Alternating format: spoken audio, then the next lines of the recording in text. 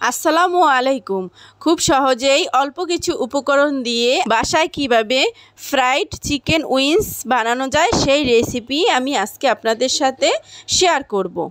আমার recipe follow করে আপনারাও যদি বাসায় একবার ট্রাই করেন তাহলে পারফেক্টভাবে বানাতে পারবেন।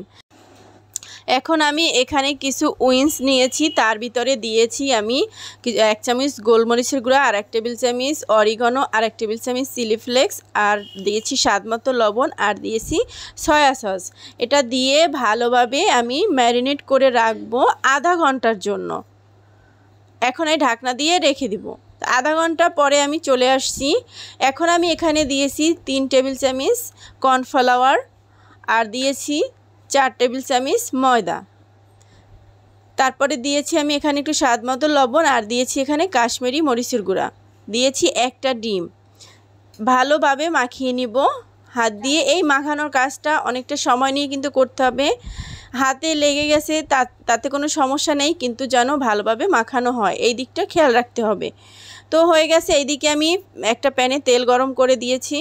তেলটা আমার গরম হয়ে গেছে। এখন আমি একটা একটা করে উইংস এই তেলের ভিতরে ছেড়ে দিয়ে আমি এটা একটু ব্রাউন কালার করে ভেজে নিব। এমনভাবে ভাজতে হবে উইংসটা যাতে ক্রিস্পি হয়। তো আমার সবগুলো কিন্তু এভাবেই ভাজা হয়ে গেছে। এখন আমি তুলে নিয়েছি।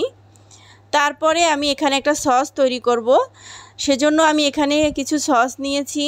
তারপরে দিয়েছি এখানে সয়া সস 3 টেবিল চামচের মতো, 1 টেবিল চামচ দিয়েছি কাশ্মীরি মরিচের গুঁড়া, 2 টেবিল চামচ দিয়েছি মধু, আর 2 টেবিল চামচ দিয়েছি চিনি।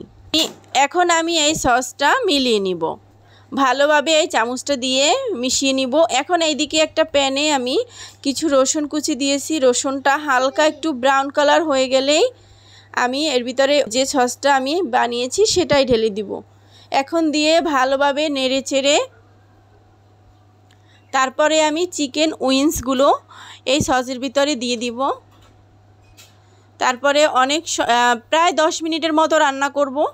তখন দেখব সবগুলি সসই উইংসের গায়ে লেগে আসছে, তখন এগুলি তুলে নেওয়ার পালা।